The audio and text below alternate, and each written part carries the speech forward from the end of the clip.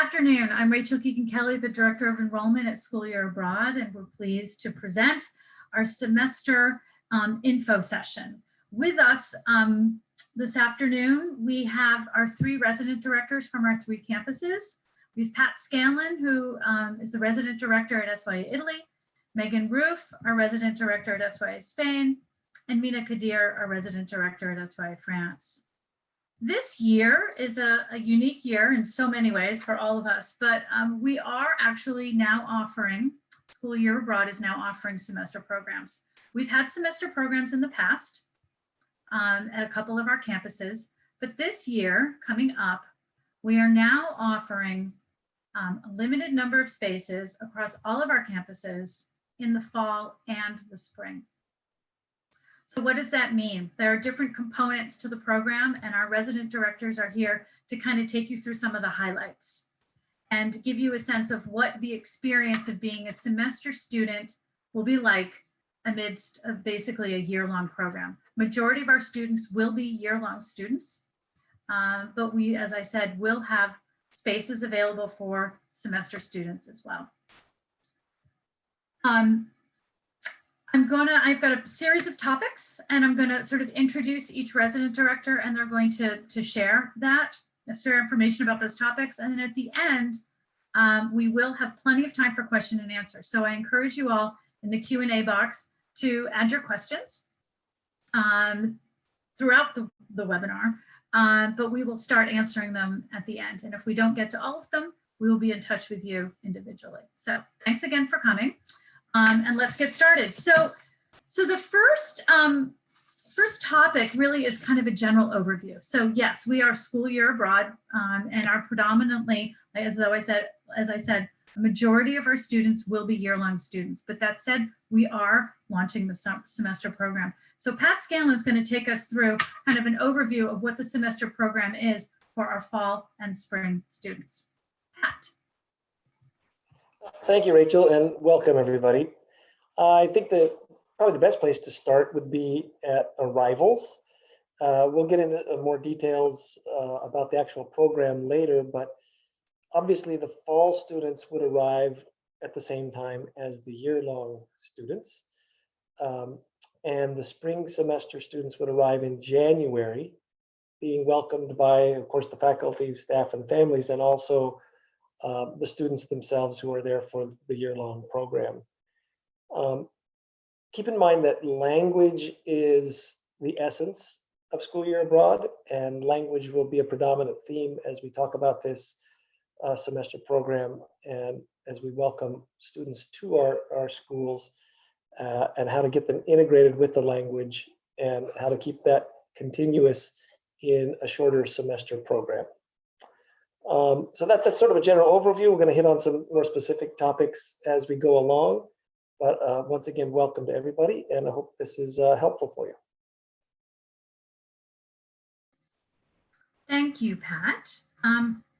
Okay, so our programs start with an orientation, as most programs do.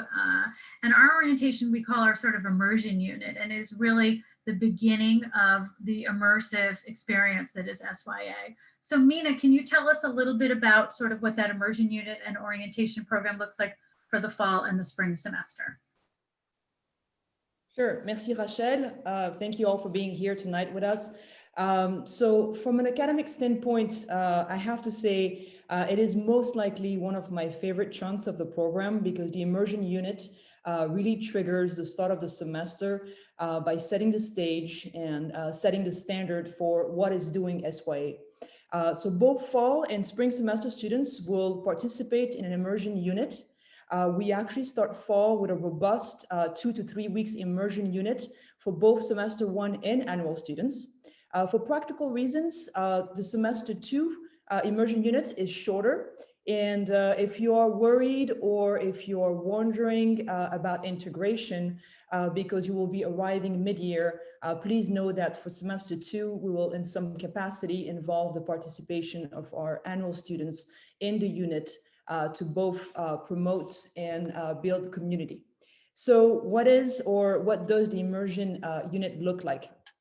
So you will have many fieldwork missions that are very hands-on and carried outside of the classroom into the city and beyond the city, using, of course, like Pat said, the target language. That is the main focus of our program. And amongst these many fieldworks, you also have your normal maths and English classes. You also have traditional language classes. It won't be your text and start on page 1 and start on the passé composé. The content of those language courses will be directly linked to everything else that is happening in the immersion experience. The immersion program also includes a general orientation and an in-depth host family orientation. So if you have read our course descriptions, if you haven't, please do so. You saw that the immersion unit is a key portion of our signature class called Experiential French, Spanish, or Italian, but we purposely design the immersion experience on language acquisition and place-based learning that is applicable in all the classes. So in simpler terms and without using that jargon académique, you can just imagine it as being a language bootcamp / get to know your new home. And to give you an idea, I will share the example of the first fieldwork we did here during the immersion unit last year. Although after the activity, students said that the fieldwork was difficult, they also said it was one of their favorite ones. So it was called Get to Know Your City Without Technology. So it was Parcourir la ville sans votre téléphone. This was in day 2 in country. So students arrived on Thursday. So this was on Friday. They came in the morning and did the orientation portion. And in the afternoon, they were sent out in small groups to downtown Rennes, which is a 10-minute walk from school. And they left the building with an old-fashioned map without their phones. And they were asked to find 10 landmarks that the teachers had previously identified. It was about 1:30, if I recall well, 1:30 in the afternoon when they left school. We knew that most of them would fail, and that was okay because you will learn that fieldwork is not about getting all the answers right. It's more about active participation and learning from your experience. So we had estimated the activity to last about an hour and a half, and students were supposed to return to school to report back. Now, none of them was back by 3:30, so we started getting nervous around 4 p.m. when they're still not here. I thought that we had lost some of them, or that some of them had taken a flight back to Boston already. Luckily, around 4 p.m., they all started to come back one by one. None of them had found all the landmarks, but they had found their way back to school without their phone, using their map and the target language. So as a faculty, we felt we accomplished our mission, and actually we repeated the experience a month later, and they left at 1:30, came back at 3 with a ton of confidence. They had found all the landmarks, and they actually were asking what they had to do next. So this was just one example. I wanted to give you a small visual of what fieldwork is, and also what is at the core of SYA, which is language in action and place-based education. Now, although the immersion unit length will be similar in all 3 campuses, its content won't be identical, as it aims to be heavily focused on place-based activities. So I will have my colleagues, Pat and Megan, maybe give an example of a fieldwork that was done in Zaragoza or in Viterbo. Hello, everyone. Thank you for being here this evening. We actually do something quite similar to what Mina described so that our students can get to know the city as well. And we also make sure that we include the different spots that they'll have to visit beyond landmarks, places that they go, such as, you know, the post office, some of our favorite cafes in the area. One of the things we did specifically was we really try to focus on students observing where they are and noticing differences between the country that they're in and being back at home. And so one of the things we did was have students sit in a cafe intentionally, only with no technology, again, not to be distracted by their phones, and create a story around someone that they observed in a cafe. And so the idea was to observe everything around them, but then also to do that narration, that language practice, and then come back to campus and share what they had created, which they really enjoyed. Pat, did you want to share an example? Sure, we also do something similar, focusing on how to solve problems with incomplete information. Namely, we send students out to accomplish certain chores, certain activities, knowing full well they don't have everything at their disposal to figure that out. We call that escursione a sorpresa, surprise excursion. And so I'm not going to give it away right now, but know that we're constantly, deliberately working on solving problems right in the place with incomplete information, which is what our students find all the time is happening, even when we're not trying to deliberately do it. So by deliberately doing it as part of our program, we believe we're giving them the skills and abilities to be able to solve those problems as they come up naturally in their year or semester with us.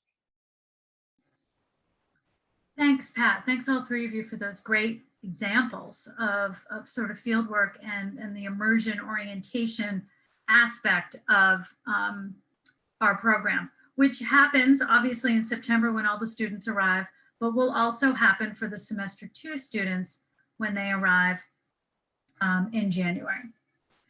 So again, knowing that we are a year-long program, we want to make sure we highlight during this webinar some of the unique aspects of SYA, and then within that, some of the unique aspects of what it's like to be a semester student within that year-long program. So on that note, I'm going to ask Megan to talk a little bit about our curriculum overall, and then how things might be ever so slightly different for a semester student within that curriculum. So Megan?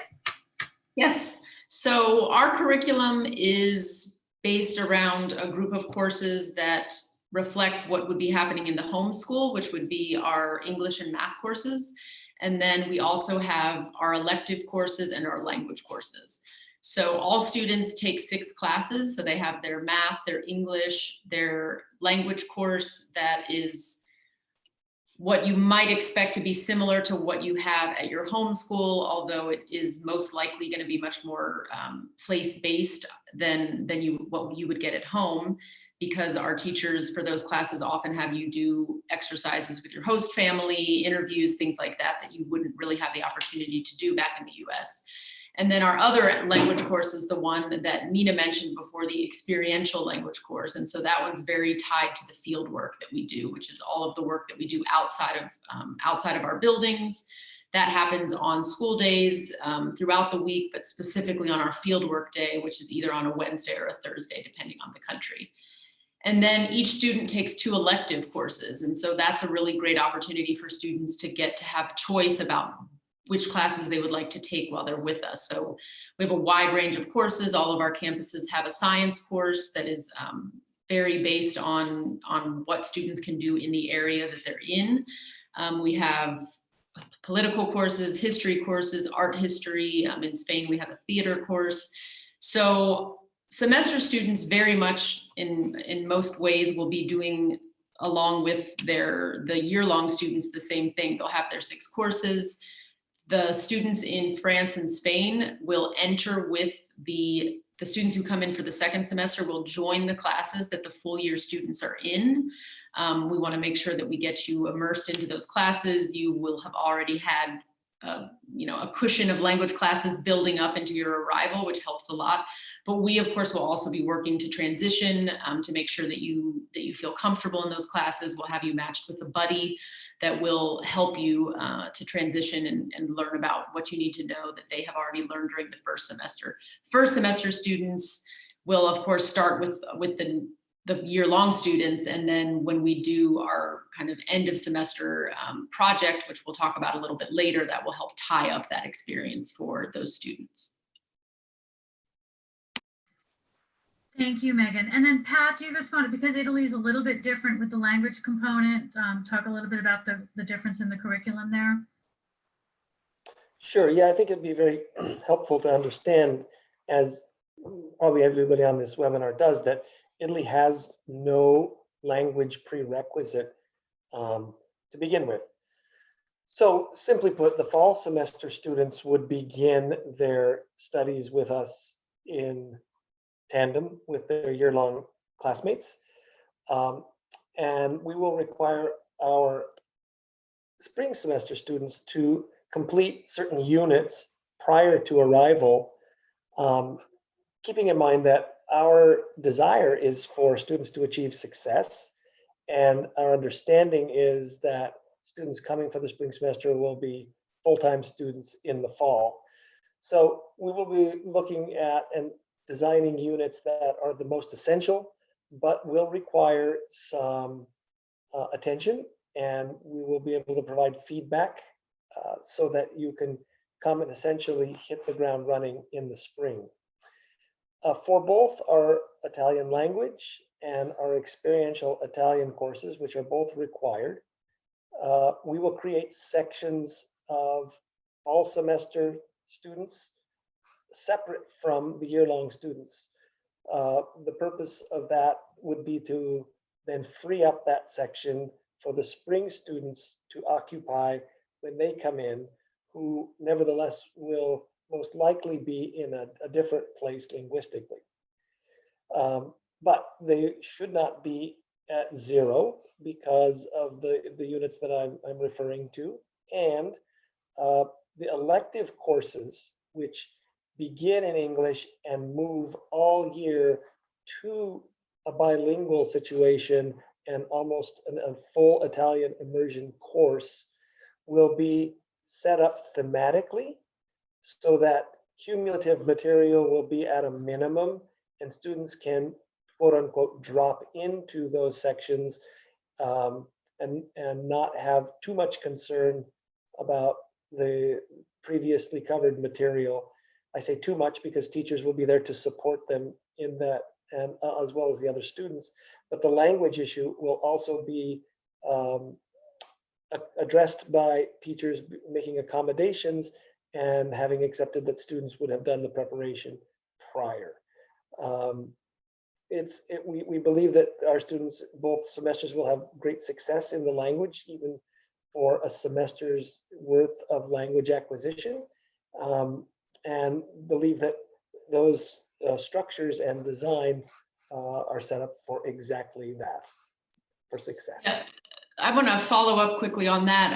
I think it's just important to note that for any of our students, there's a lot of personal decision making that goes on related to the language progression that they make, the choices that they make about how much language they speak when they're with their host families, how much time they spend with their host families, all of the opportunities that they have. So it'll be doubly important, I think, for those semester 2 students to be really focused before they arrive, as well for France and Spain, because they'll be in a language class at their home school, and that'll be a really good preparation, but really to be motivated so that when they get here for that second semester, they're able to kind of integrate more easily. And I also wanted to just quickly add regarding the elective courses that depending on enrollment in those courses for the year-long students, we will be able to let those second semester students know which courses will be available when they are signing up for their courses for semester 2.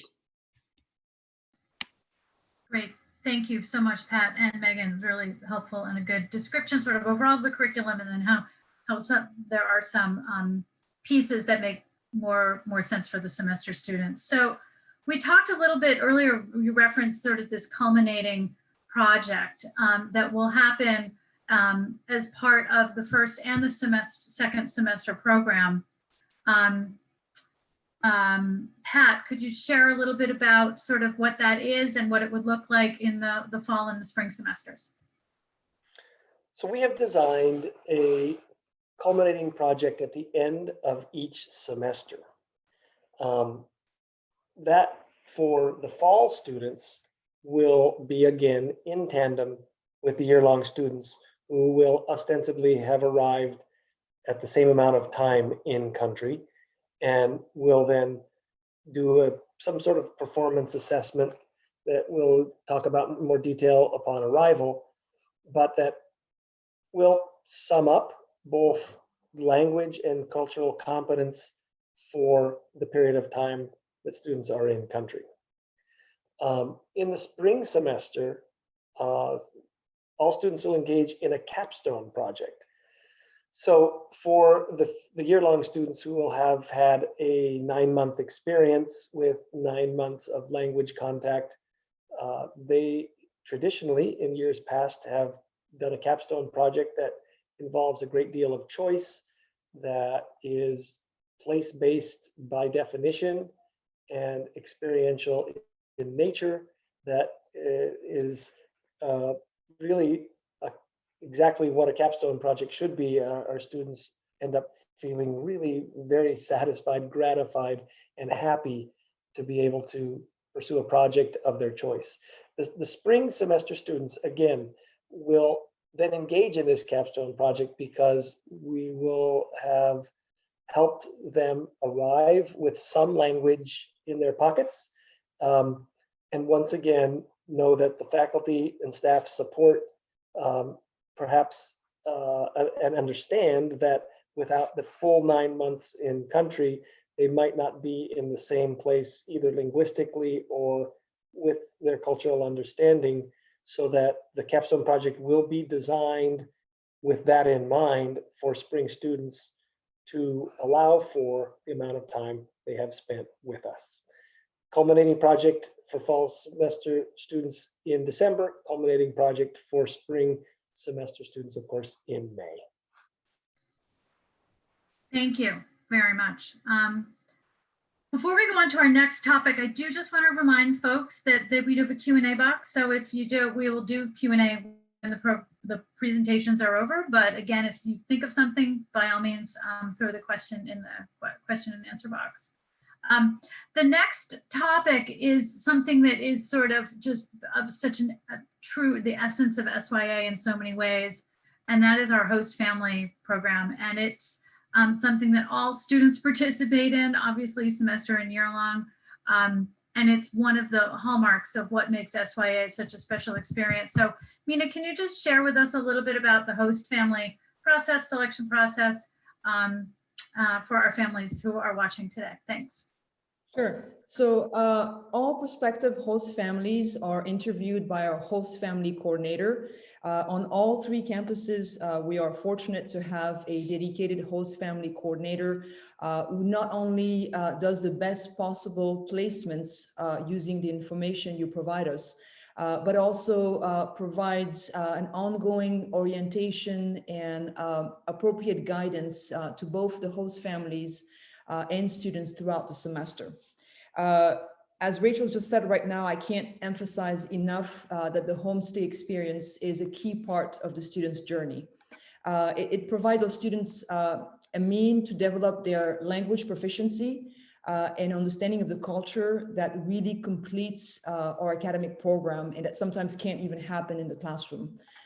So on all 3 campuses, we're very thankful to have a wide range of host families who all have in common a sincere desire to share their home and life with our students.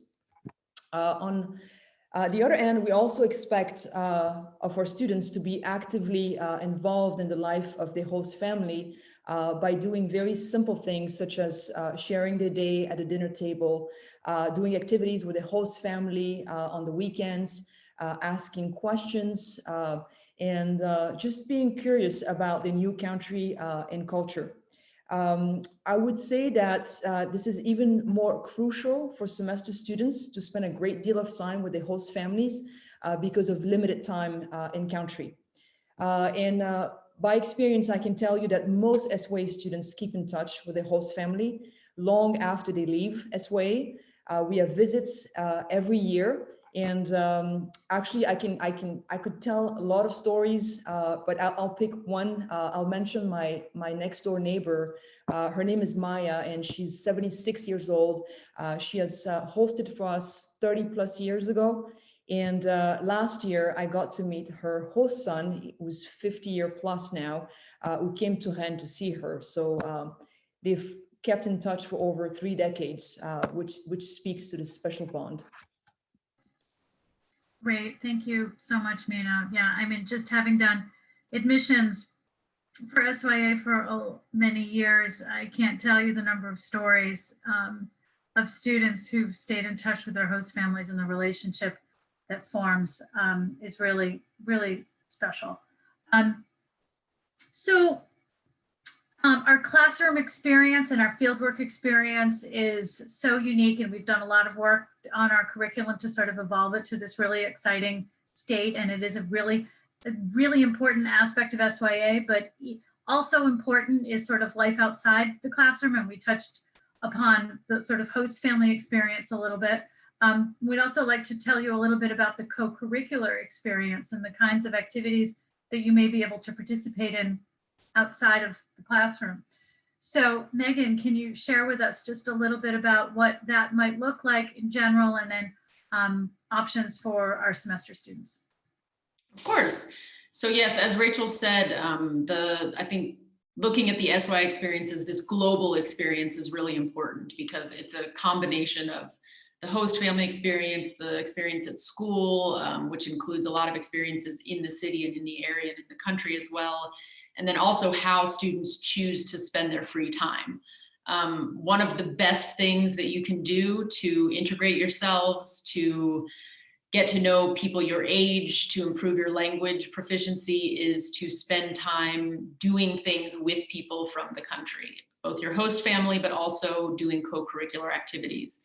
So we really encourage all of our students to, they all have to, I mean, this is a good thing that you're required to do, is participate in co-curriculars. And they really range from, you know, things related to art, cooking, dance, sports. I think all three of our cities offer a really great variety of things that you can do with your free time.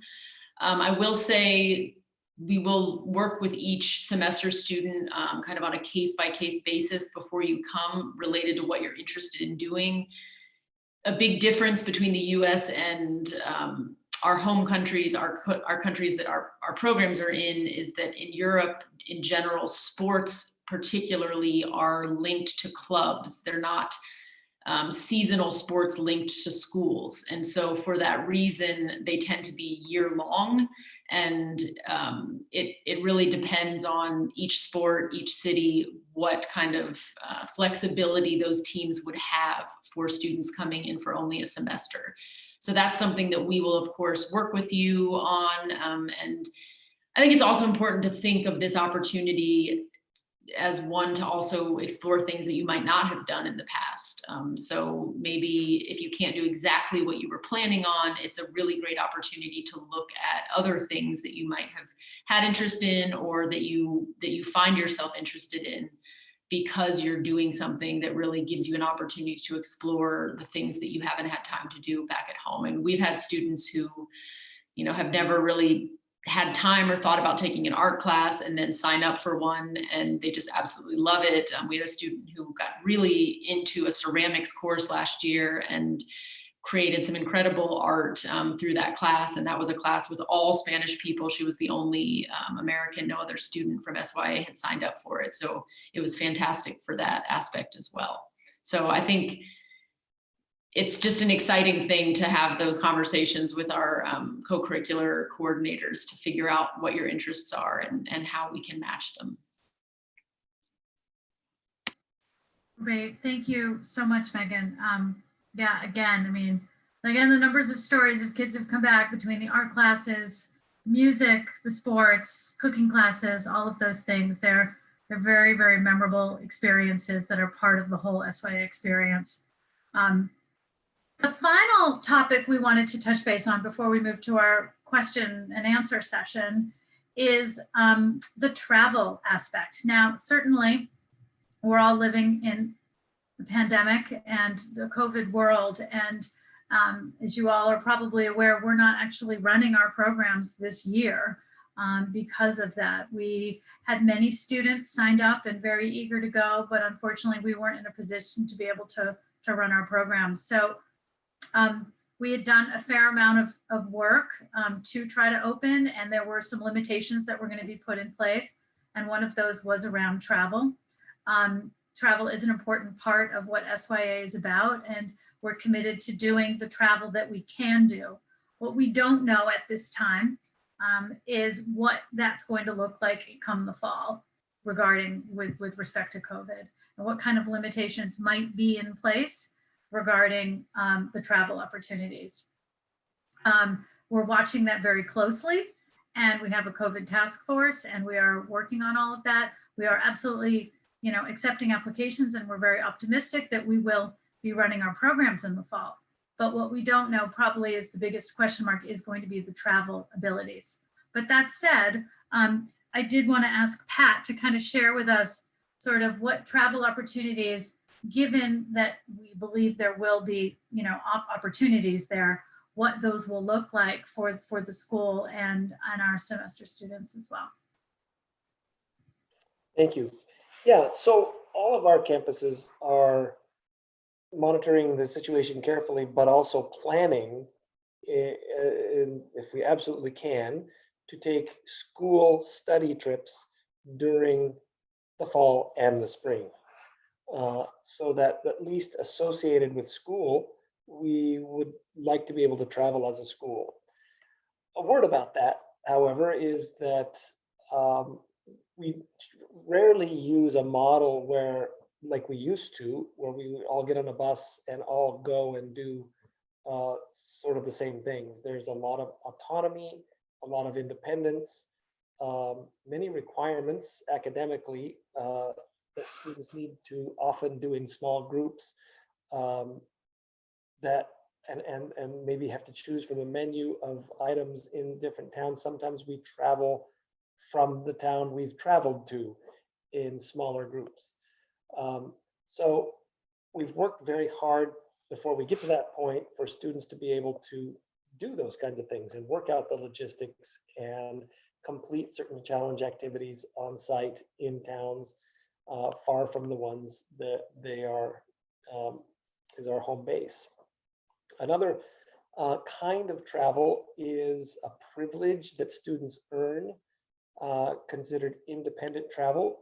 It may be the ability to travel away from your host city for the day with permissions. And another of the most extreme privileges we offer is independent overnight travel.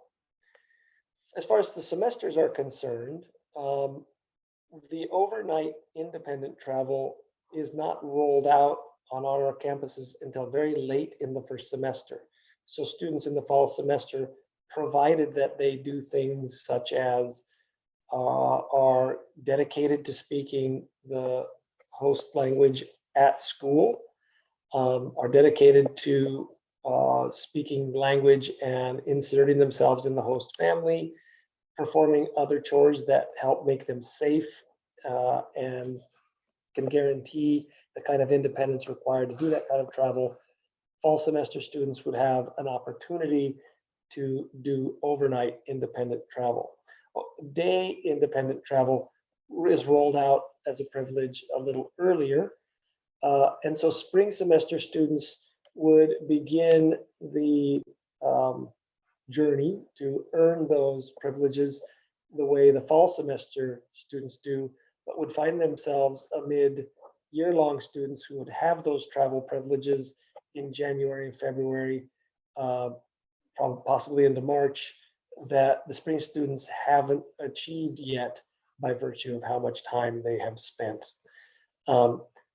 But we are, as I say, planning the travel that is associated with school. We think that those are immensely rich and rewarding experiences.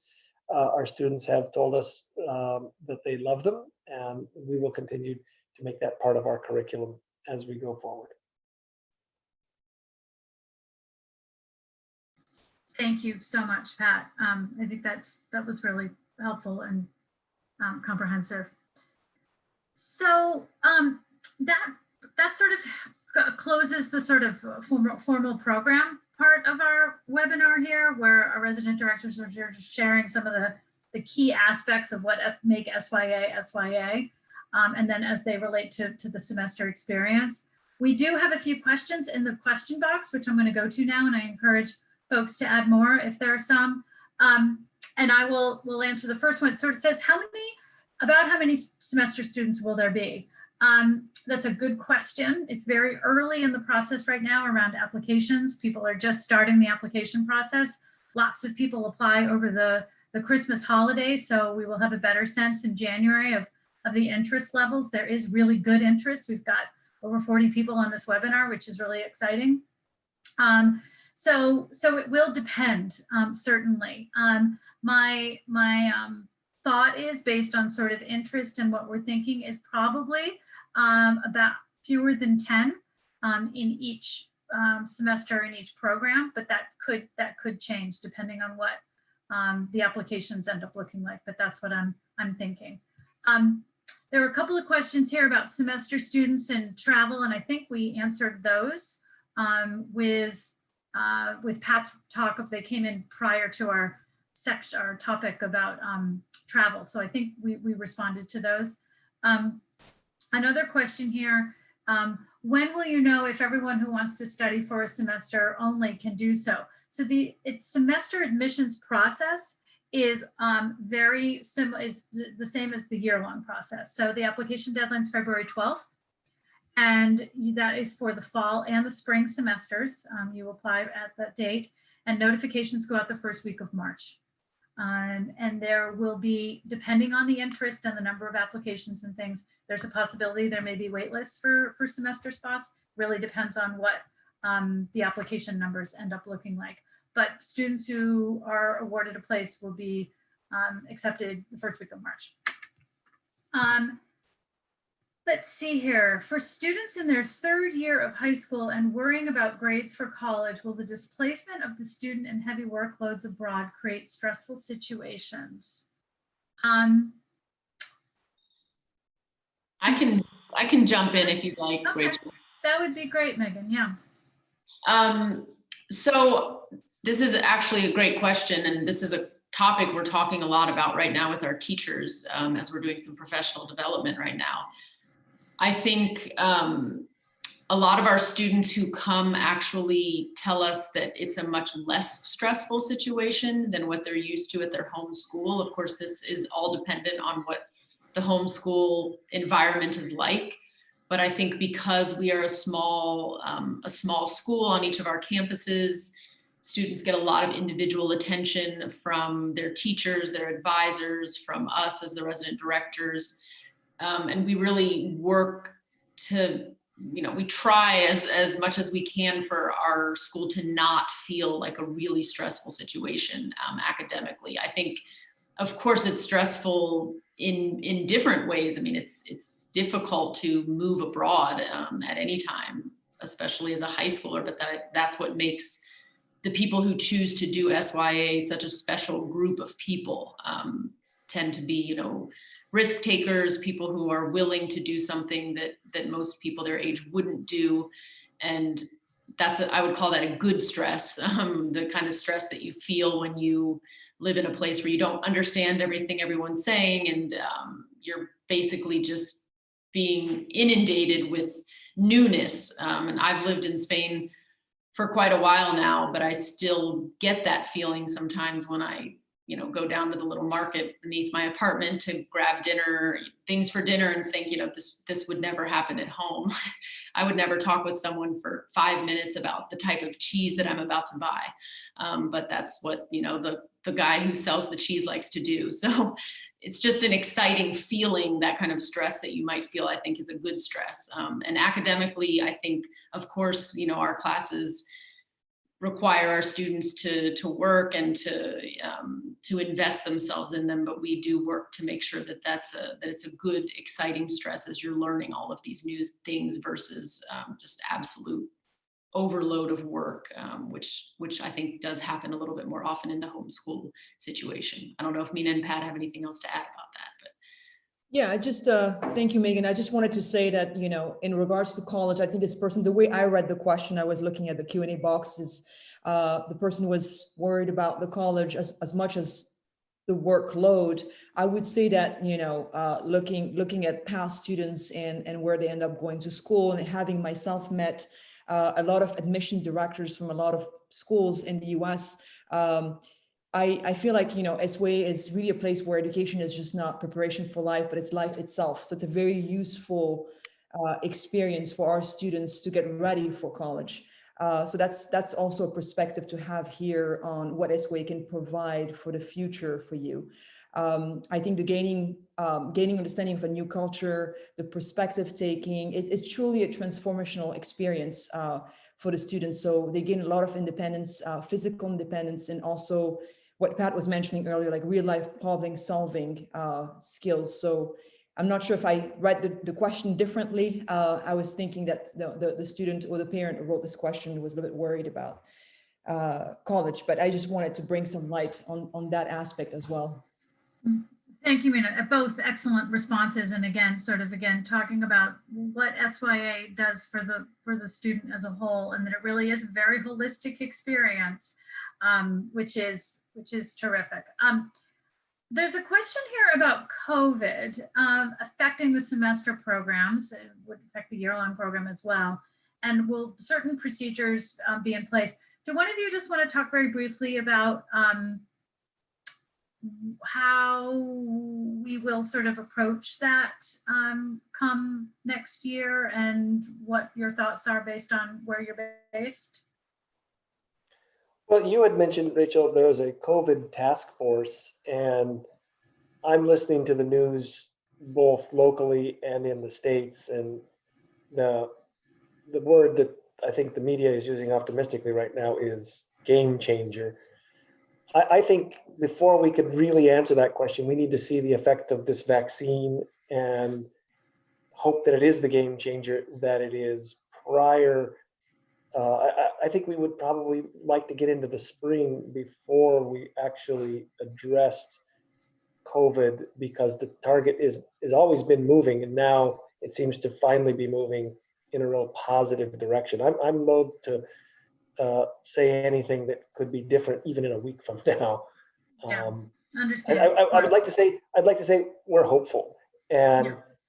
I think I share with everybody who's on this call, not just those who are also presenting, with those listening, that it's the first ray of light we've had for a long time. And the news seems to be good.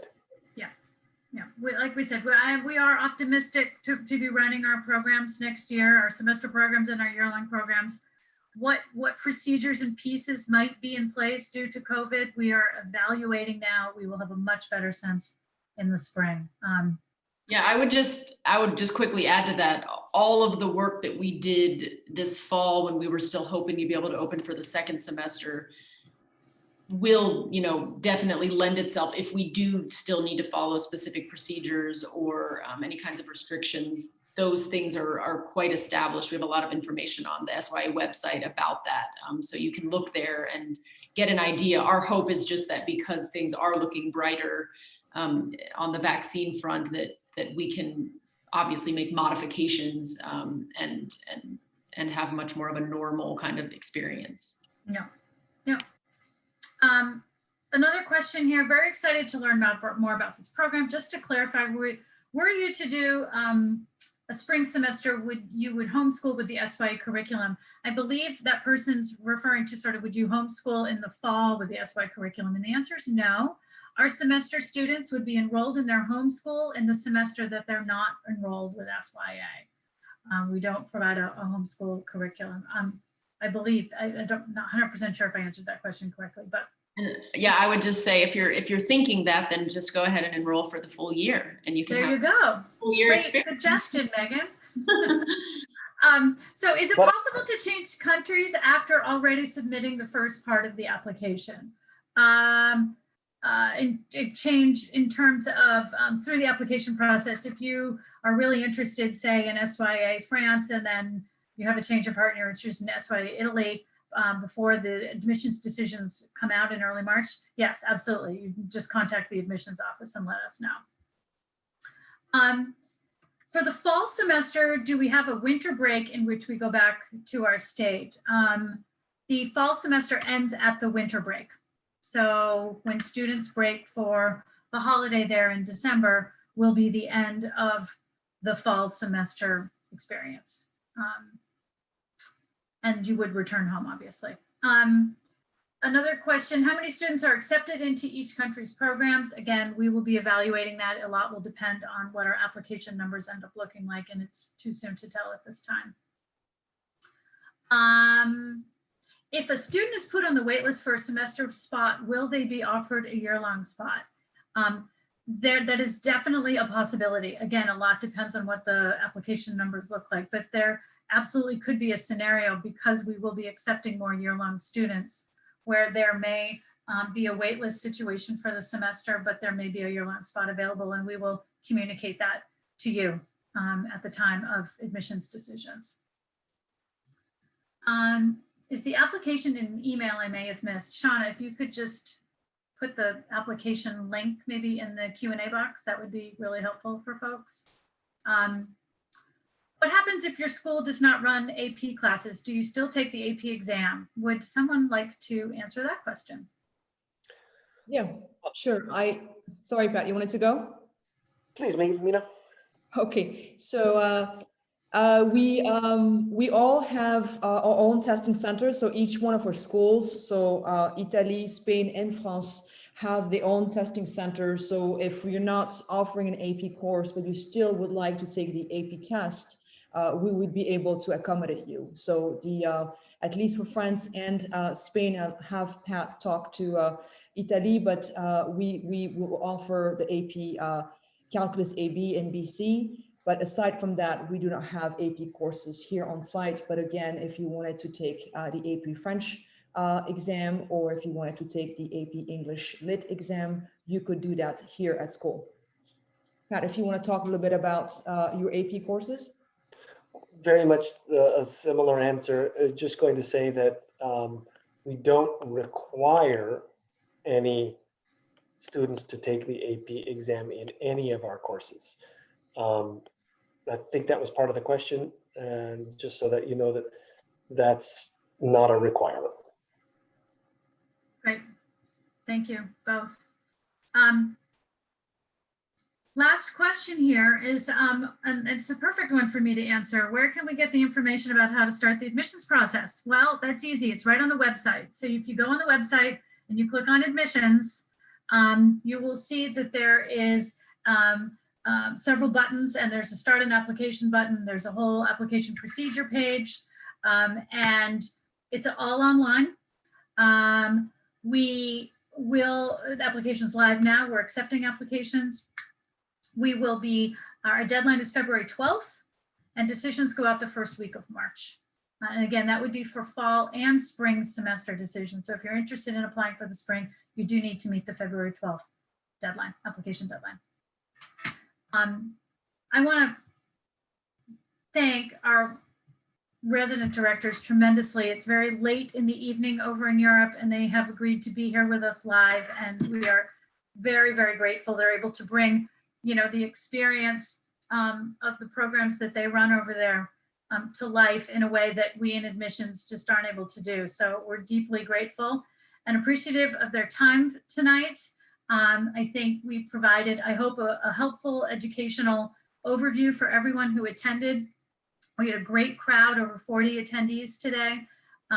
We're really excited to continue to work with you through the admissions process. We've got folks here we're based in Boston, who are happy to answer your questions. So be in touch with us about the application process.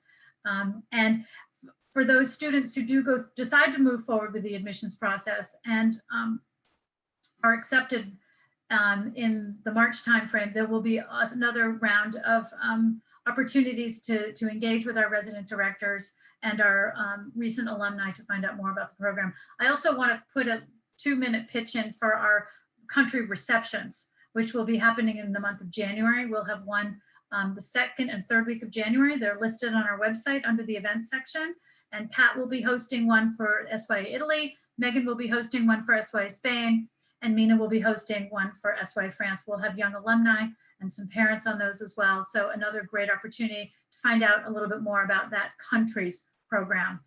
So again, thank you everyone for coming today, and a special thanks for our resident directors. And we look forward to working with you through the process. Good Thank night. you, everyone. Good afternoon. Thank Bye, you. everyone. Good Bye. night. Thanks, Shauna.